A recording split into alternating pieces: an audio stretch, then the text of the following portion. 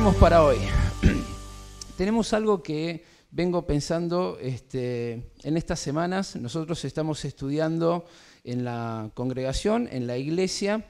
Bueno, hace años venimos estudiando sistemáticamente toda la palabra de Dios, versículo por versículo. Y estamos en el Antiguo Testamento, ya estamos por Oseas, y entre tantas cosas que tenía para compartir, Dios puso en mi corazón este pasaje de Oseas capítulo 4. Bueno, el libro de Oseas es un libro precioso, es un libro tremendo, como todos los libros de la Biblia, pero Oseas es una persona, un hombre de Dios, elegido por Dios para llevar un mensaje al pueblo de Israel en un contexto tremendamente oscuro, en un contexto de paganismo, de desobediencia, de rebelión.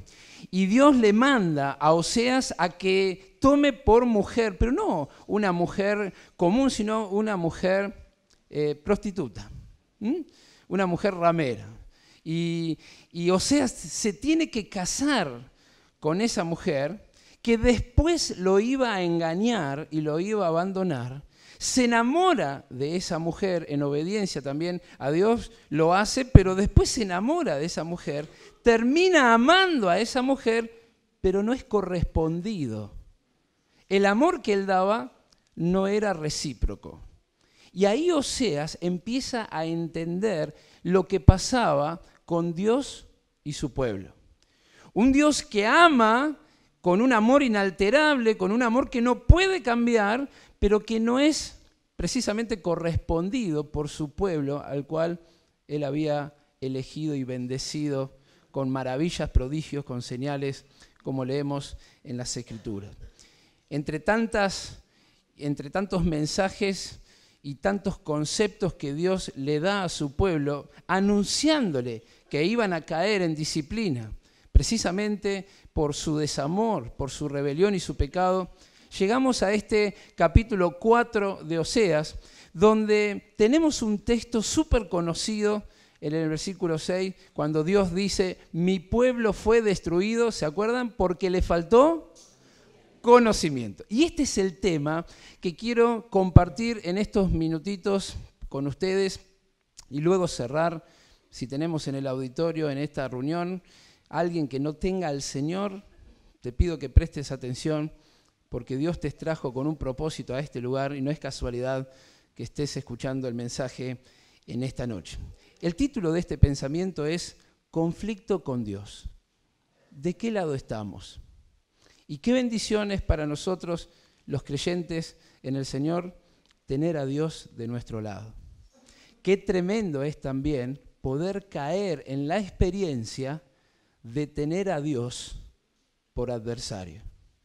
Bueno, la palabra de Dios es muy clara cuando nos relata y nos comenta acerca de que precisamente el orgullo y la soberbia puede generar que en vez de disfrutar al Señor, yo tenga a Dios resistiéndome y peleando en contra mío. Fíjate lo que dice allí en Santiago, capítulo 4. Luego vamos a ir a Oseas. Santiago, capítulo 4, versículo 6. Pero Él da mayor gracia. Por esto dicen, Dios resiste a los soberbios y da gracia ¿a quién? A los humildes. Someteos pues a Dios, resistid al diablo y huirá de vosotros. Acercaos a Dios y Él se acercará a vosotros. Pecadores, limpiad las manos y vosotros los de doble ánimo, purificad vuestros corazones. Como creyentes en el Señor, puede ser que el creyente tenga este pecado en su corazón, a veces no confesado, sino que es una característica de la carne, del viejo Mario, del viejo hombre, de la vieja mujer. Todavía estamos en este cuerpo que está irredento y no ha sacado el Señor cuando nosotros fuimos a Él para salvación. Él no ha erradicado la naturaleza pecaminosa, carnal, sino que tenemos ahora esta naturaleza de parte de Dios. Tenemos el Espíritu Santo y Y dice la palabra que esto está en constante confrontación. Pero cuando caemos en el orgullo y en la soberbia, que es algo muy parecido, pero con una pequeña diferencia, el orgullo es pensar en demasía. Para mí, pienso que soy enorme. El orgullo te envanece, te infla, y vos pensás que sos más que lo demás. La soberbia tiene un pasito más. La soberbia es pensar que yo soy más que lo demás, pero ahora desprecio al que está al lado mío. La soberbia es algo tremendo porque piensa que somos más, desprecio al que está al lado mío y me separo de ese que yo estoy despreciando. Siempre la soberbia termina dejándonos solos. Y este fue el gran pecado de Satanás cuando estaba allí en el cielo. Y cuando en su corazón se ensoberbece y dice, seré como Dios y me sentaré a los lados del norte. Ni bien terminó de pensar esto, cayó como un rayo él y todos sus seguidores a este mundo. Y allí empieza el diablo, nuestro adversario, el enemigo de Dios y también el nuestro, a sembrar esta clase de pensamiento, esta clase de moral. Dice la palabra del Señor, Dios resiste a los soberbios. Dios pelea con los soberbios. Dios se pone enfrente, en la vereda de enfrente, cuando encuentra la soberbia. Y es realmente tremendo pensar tener a Dios en la vereda de enfrente. Israel tenía un conflicto con Dios. Israel tenía una doble moral. Israel tenía un doble culto. Israel tenía dos caras. Una cara cuando se acercaba a Dios y otra cuando salía de la presencia de Dios. Israel pensaba que podía agradar a Dios junto con los Baales y los dioses paganos de la época. Israel pensaba que podía agradar a Dios sin una vida entregada a Dios. Y esto es lo que nos habla Oseas capítulo 4, que por favor vamos a leer para aprovechar el tiempo. Vayamos a Oseas capítulo 4, verso 1.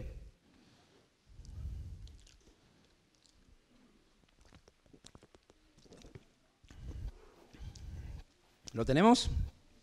Bien. Verso 1. Oíd palabra de Jehová, hijos de Israel, porque Jehová contiende con los moradores de la tierra, porque no hay verdad, ni misericordia, ni conocimiento de Dios en la tierra.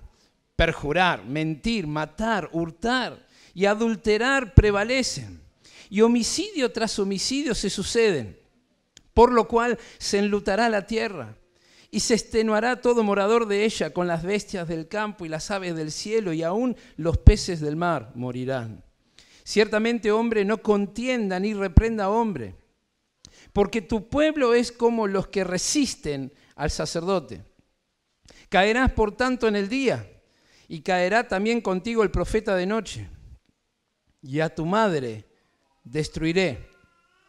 Mi pueblo fue destruido porque le faltó conocimiento. Por cuanto desechaste el conocimiento, yo te echaré del sacerdocio. Y porque olvidaste la ley de tu Dios, también yo me olvidaré de tus hijos. Conforme a su grandeza, así pecaron contra mí, también yo cambiaré su honra en afrenta. Del pecado de mi pueblo comen y en su maldad levantan su alma.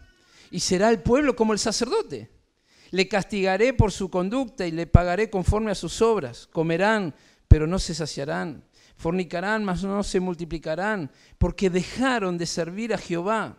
Fornicación, vino y mosto quitan el juicio. Mi pueblo a su ídolo de madera pregunta, y el leño le responde, porque espíritu de fornicaciones le hizo errar, y dejaron a su Dios para fornicar. Sobre las cimas de los montes sacrificaron, e incensaron sobre los collados, debajo de las encinas, álamos y olmos, que tuviesen buena sombra. Por tanto, vuestras hijas fornicarán y adulterarán vuestras nueras. No castigaré a vuestras hijas cuando forniquen, ni a vuestras nueras cuando adulteren, porque ellos mismos se van con rameras y con malas mujeres sacrifican. Por tanto, el pueblo sin entendimiento caerá. Si fornicas tú, Israel, a lo menos no peque Judá, y no entréis en Gilgal, ni subáis a Betabén, ni juréis, vive Jehová. Porque como novilla indómita se apartó Israel. ¿Los apacentará ahora Jehová como corderos en lugares espaciosos? Y Efraín es dado a los ídolos, déjalo. Su bebida se corrompió, fornicaron sin cesar. Sus príncipes amaron lo que avergüenza. El viento los ató en sus alas, y en sus sacrificios serán avergonzados. 3 cosas sencillas y rápidamente para considerar con ustedes en esta noche. En primer lugar, la falta de conocimiento en los moradores de la tierra. En segundo lugar, la falta de conocimiento en el liderazgo y en todos aquellos que tienen responsabilidades de guiar. Y en tercer lugar, la falta de conocimiento en el pueblo de Dios. 3, por así decirlo, 3 grupos de personas que estaban mostrando que no tenían realmente conocimiento de Dios. Pero ¿cómo no tenían conocimiento de Dios? Se adoraban a Dios, se hablaban a Dios, si tenían la ley, si tenían los profetas. ¿Qué clase de conocimiento les faltaba? Esta palabra, conocimiento, está dándonos a entender de un conocimiento no intelectual, no un conocimiento inflado, que es el conocimiento de este mundo, es el conocimiento de las personas que no tienen a Dios. Es un conocimiento inflado, intelectual. Es un conocimiento intolerante. Sino que acá la palabra conocimiento nos está dando la idea de una relación personal con Dios. Nos está hablando de un conocimiento experimental. Hermano, hermana, y si vos estás escuchando también el mensaje, todos nosotros sabemos y conocemos que las luces están prendidas. ¿Por qué? ¿Qué está pasando para que la luz esté prendida? ¿Qué está pasando para que la luz esté prendida? Electrones, electricidad. ¿Usted conoce que está pasando electrones para que la luz esté prendida? ¿Que hay electricidad? ¿Que hay luz? ¿Lo conoce? Sí, lo conoce. ¿Quiere conocerlo experimentalmente? ¿Qué tiene que hacer? Meter los dedos en el enchufe. Y van a quedar como yo, negritos, ¿eh? Esto es precisamente lo que pasaba en el pueblo de Israel. Habían dejado de experimentar a Dios.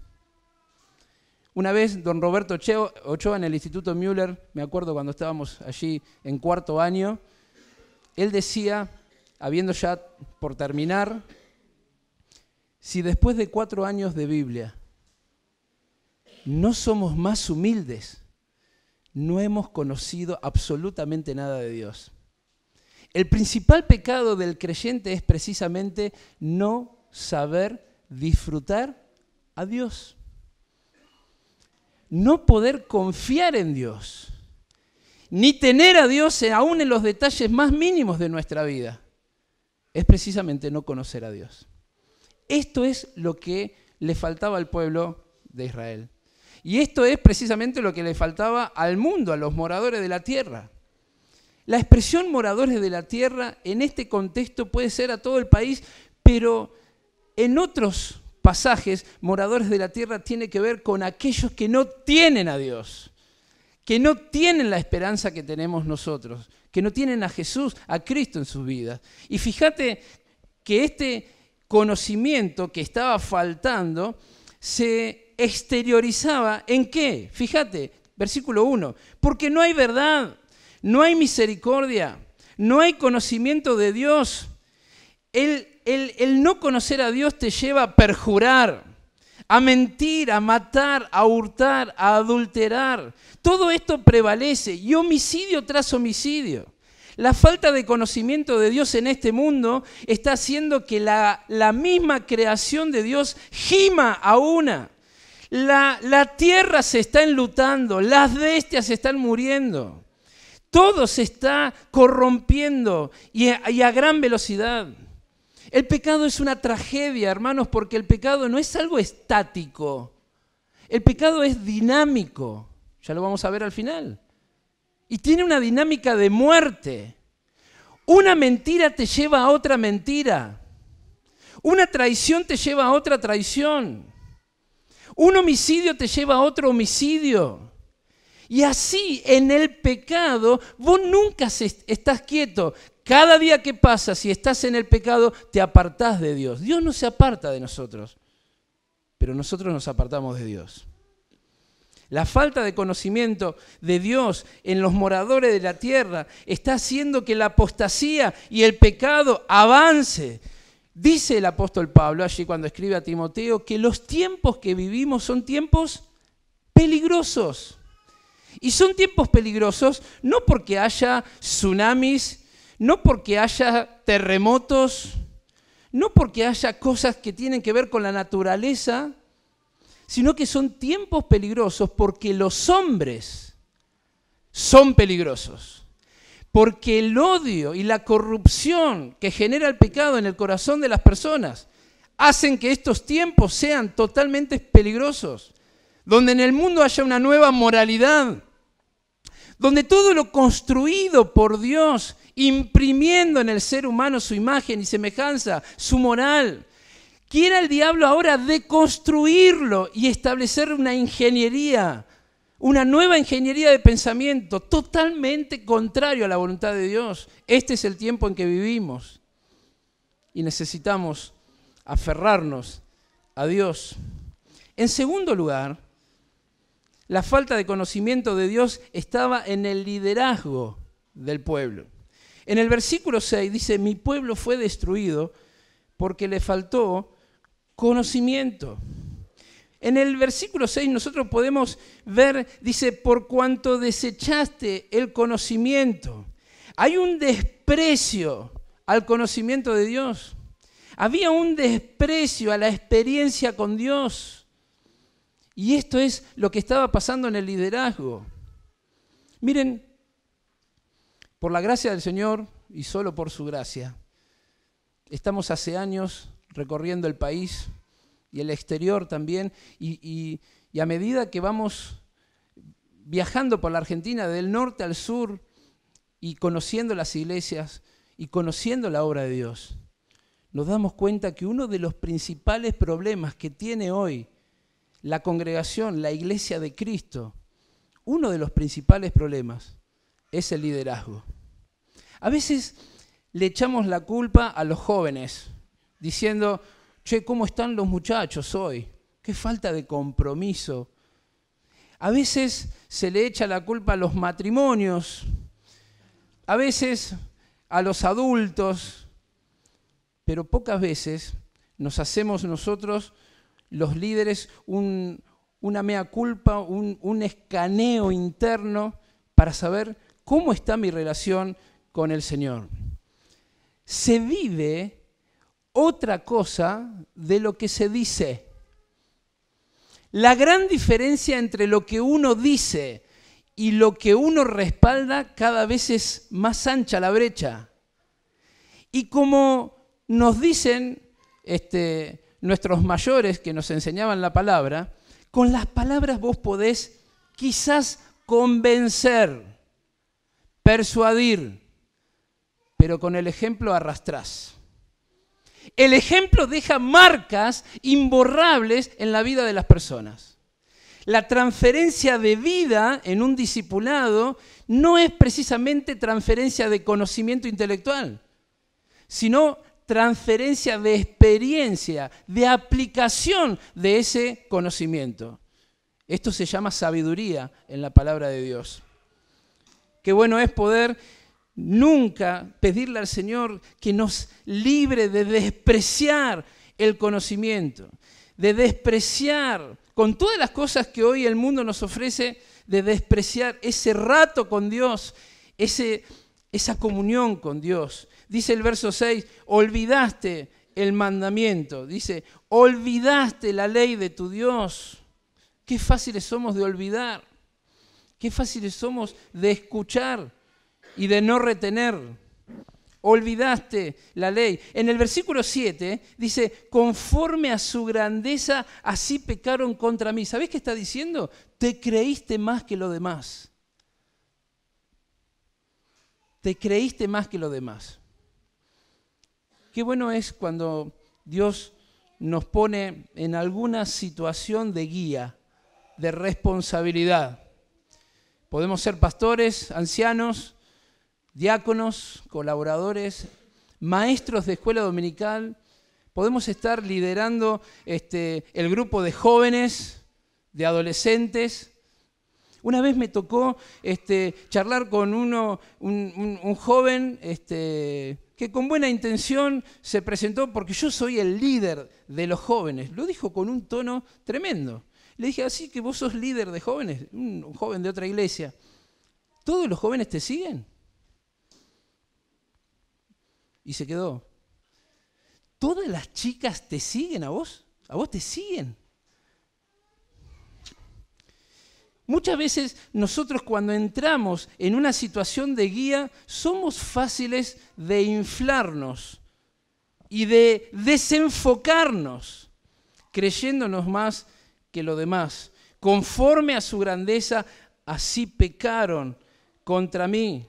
Dice en el versículo 8, del pecado de mi pueblo comen y en su maldad se levanta su alma. Hermanos, del pecado, ellos vivían del pecado del pueblo. Es tremendo esto.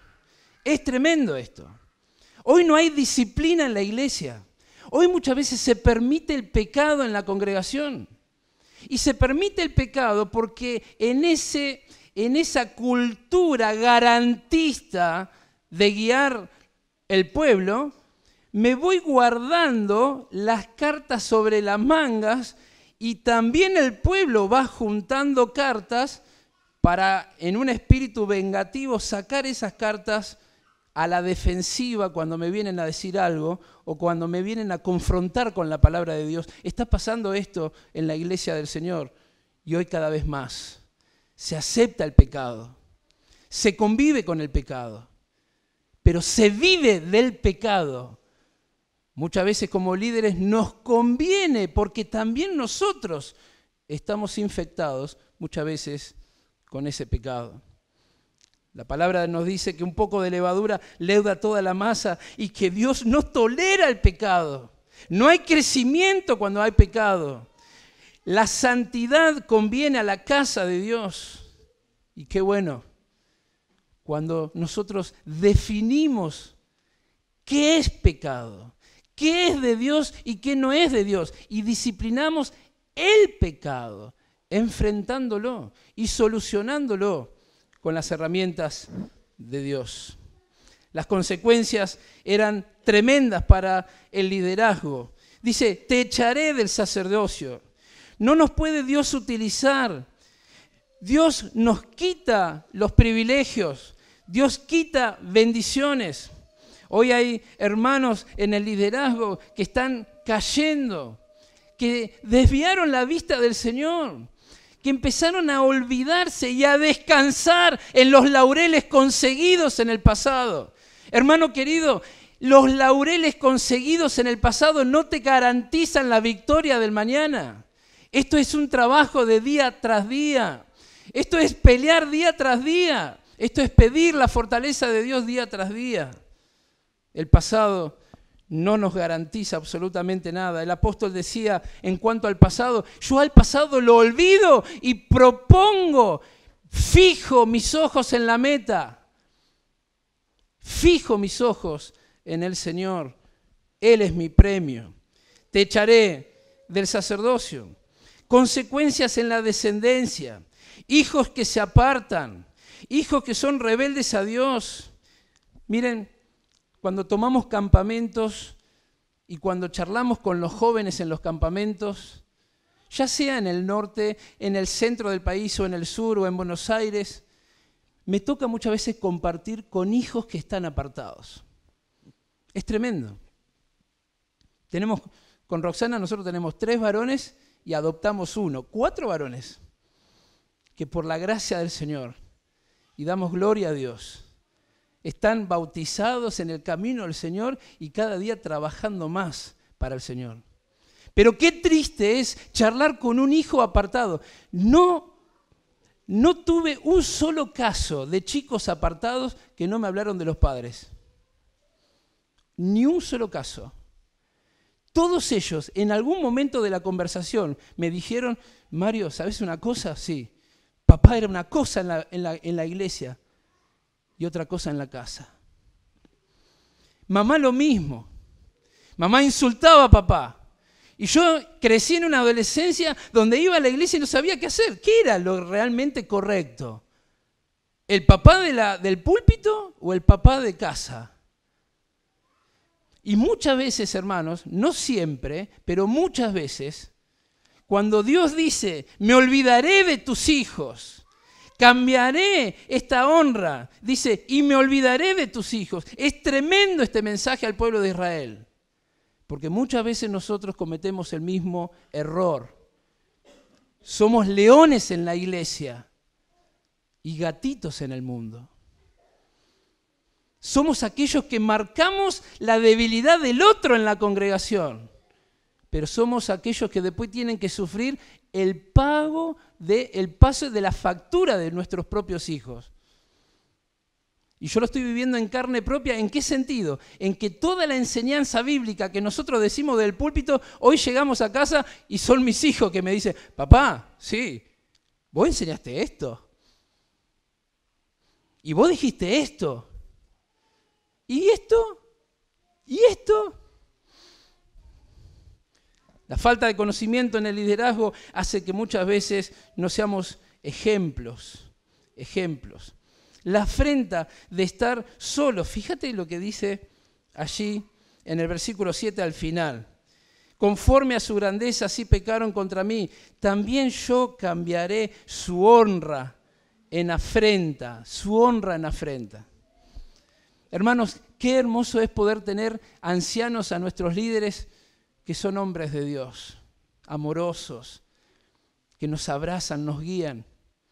Pero estos mismos hombres de Dios, en determinada ocasión, tendrán que corregirnos, tendrán que amonestarnos, tendrán que confrontarnos con nuestro pecado. Y no podemos enojarnos contra ellos. Tenemos que amarlos, sostenerlos y darles las gracias porque están cumpliendo con su deber. Qué bueno es poder honrar a aquellos. Pero dice Dios, yo cambiaré esa honra en afrenta. ¿A quiénes? A quienes no hacen el trabajo para lo cual el Señor los llamó. El castigo de parte del Señor es que muchas veces queremos sembrar y no tenemos resultados. Comemos pero no nos saciamos. Trabajamos pero no llegamos a ningún lado. Un pecado en la congregación nos afecta a todos. ¿Cuántos mantos babilónicos están en las congregaciones? ¿Cuántas cosas ocultas que tienen que ver con cosas que no se resuelven y que están en el corazón?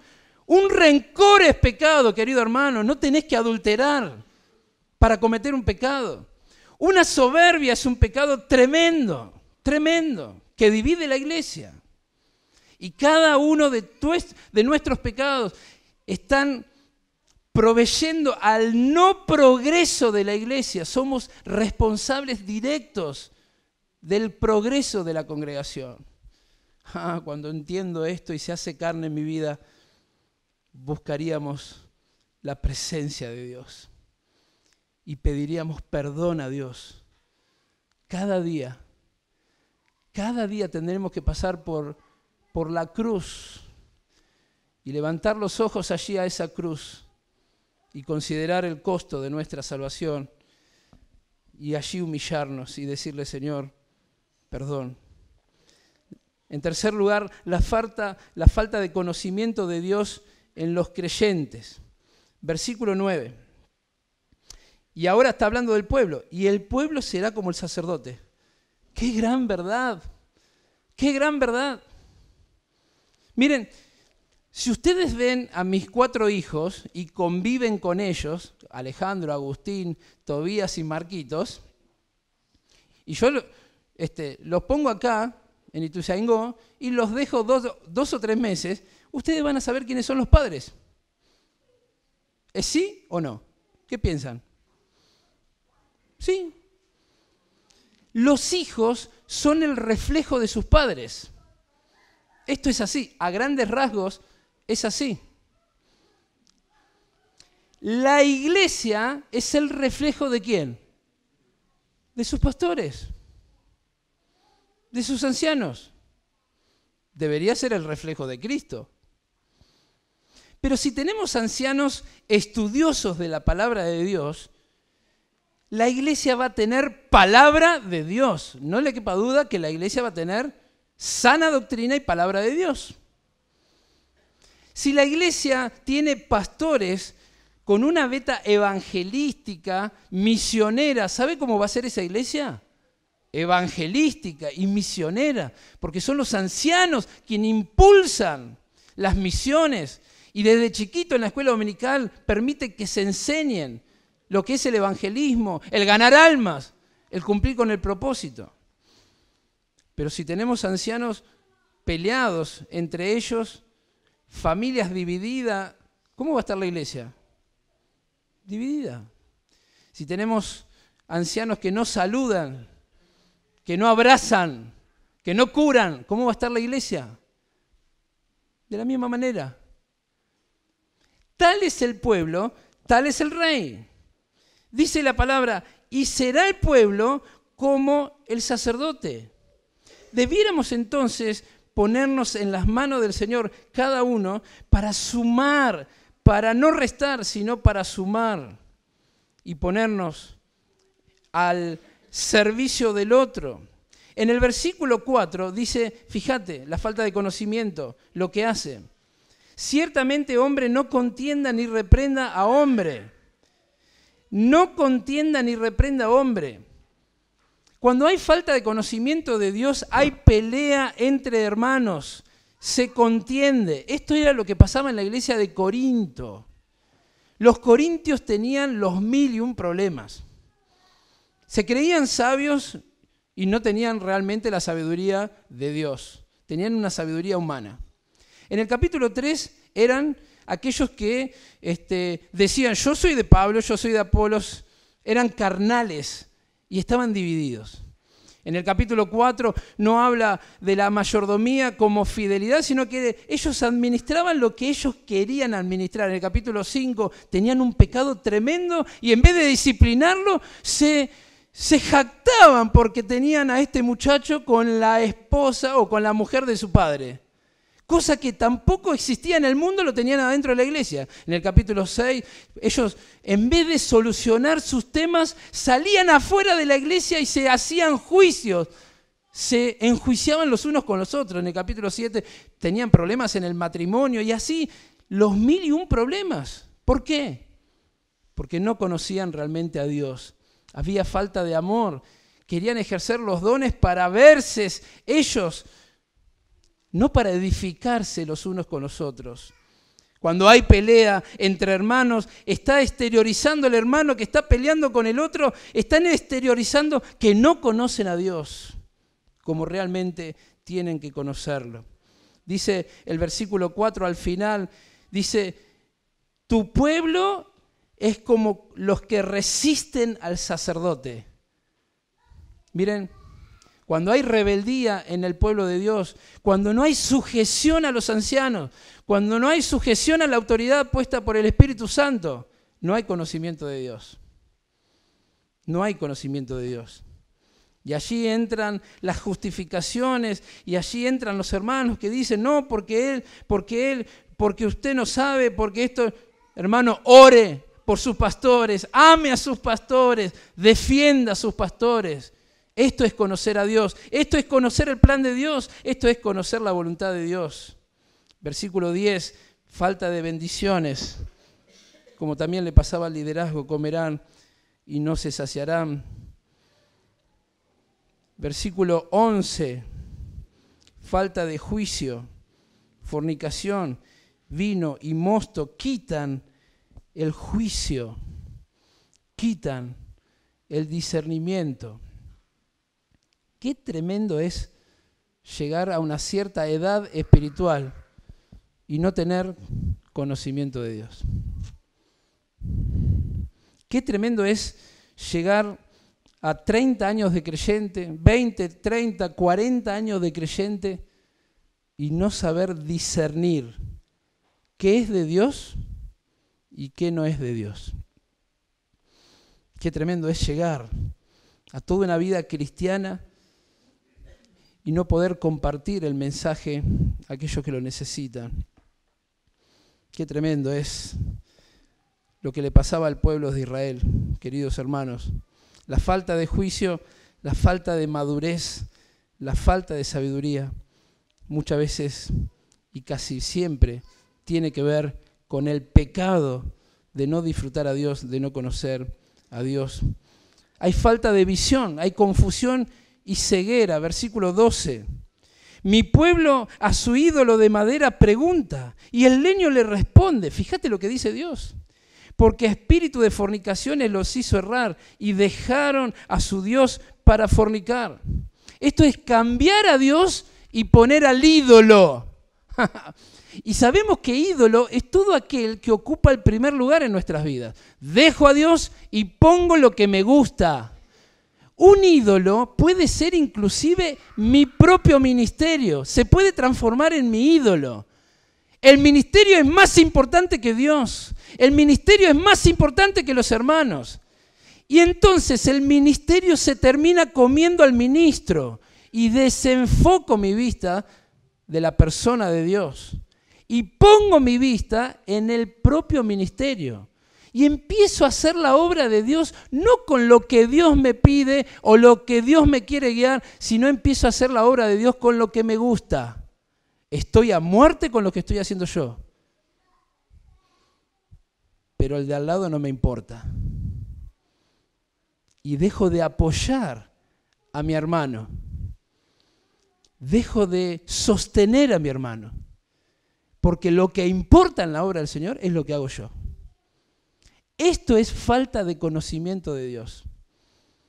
Esto es falta de conocimiento bíblico y de aplicación, de juicio. Esto es falta de visión. Esto es ceguera. Dice, el leño le responde. Hermanos, ¿el leño puede responder? No, pero para ellos sí. Pero para ellos sí. Y a veces estamos así. A veces en la justificación del creyente decimos no porque Dios me mostró. No porque Dios me habló. Entonces paramos la pelota ahí y digo, bueno, a ver, si Dios te mostró, está en su palabra. Y si está en su palabra, me muestra a mí. O salvo que vos tengas alguna revelación especial. Porque cuando Dios muestra, muestra a los espirituales, muestra a la congregación. Hechos capítulo 13, Hechos capítulo 15 y tantos otros pasajes que hablan de cuando Dios muestra, Dios revela y manifiesta. Dios ilumina a través de su espíritu. Confusión, ceguera espiritual, falta de adoración, versículo 13. Sobre las cimas de los montes sacrificaron, incensaron sobre los collados, debajo de las encinas, álamos, olmos. Ellos se iban a las montañas. Israel está lleno de montañas. Vos en Israel subís o bajás, subís o bajás, subís o bajás. Jerusalén está puesta sobre montañas. Ellos dejaban de adorar a Dios y subían a los lugares altos. Dejaban el momento del culto y obtenían otro momento en otro culto. Falta de verdadera adoración. Miren, hermanos, la adoración es una decisión. La adoración es una actitud. La adoración no tiene nada que ver con las bendiciones. No tiene nada que ver con lo que recibo o lo que puedo dar. La adoración es Dios. Y la adoración es un corazón que se entrega a Dios, que no quiere más otra cosa que la persona de Dios. Bendito sea nuestro Dios, que lo llena todo. Esto es adoración. Una vida entregada es adoración. Esto es conocer a Dios. Cuando conocemos más a Dios, no quiero más nada, lo quiero a Él.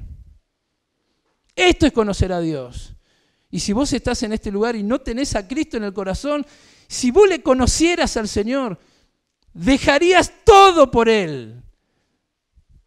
Todo. Porque nadie podría llenarte como lo llena el Señor.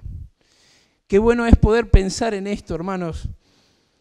De no caer en la falta de conocimiento, de no estar en conflicto con Dios.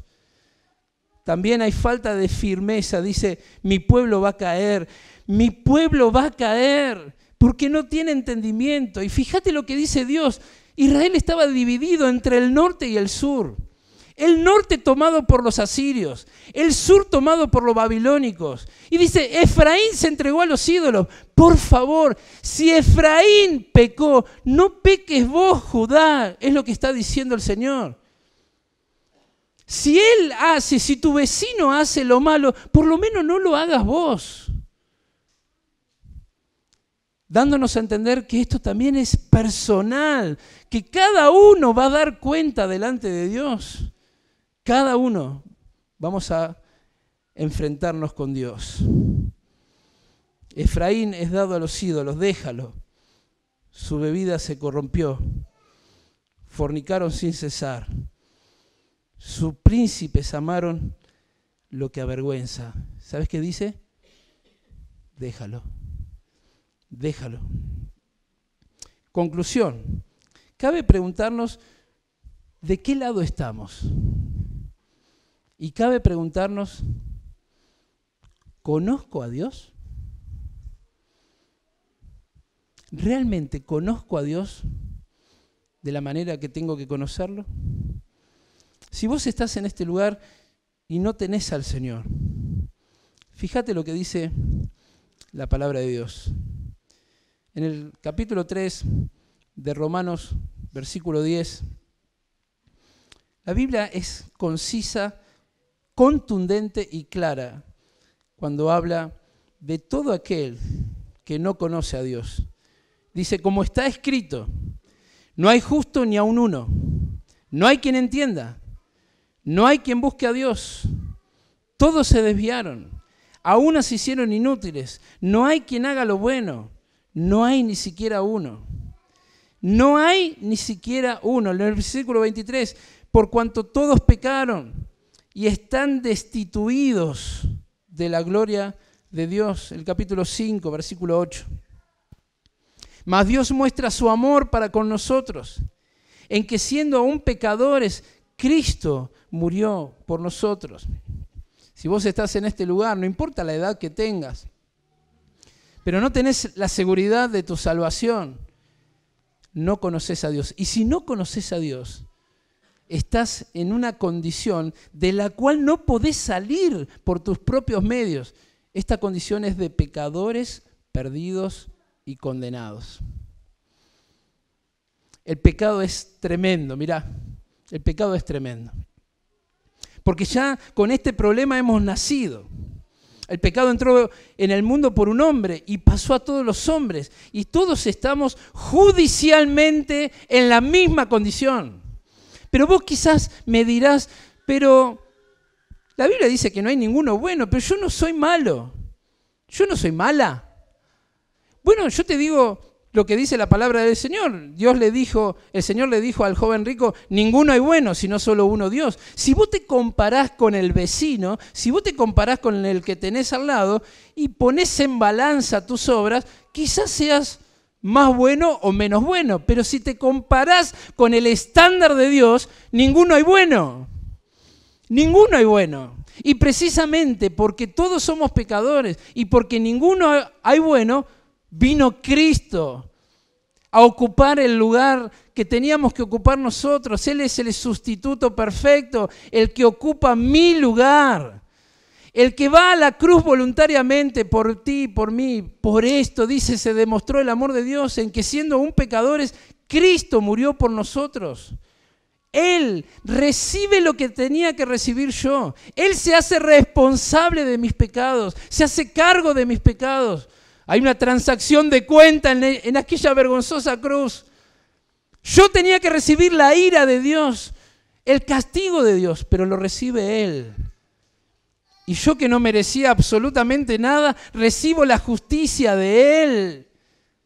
Bendito sea nuestro Señor, que hoy te está llamando porque está vivo, porque al tercer día resucitó. Aún en este mismo instante, en el mundo entero, miles y miles de turistas van al jardín allí en Jerusalén a ver esa tumba, y esa tumba está vacía, hermanos, está vacía, porque Jesús resucitó.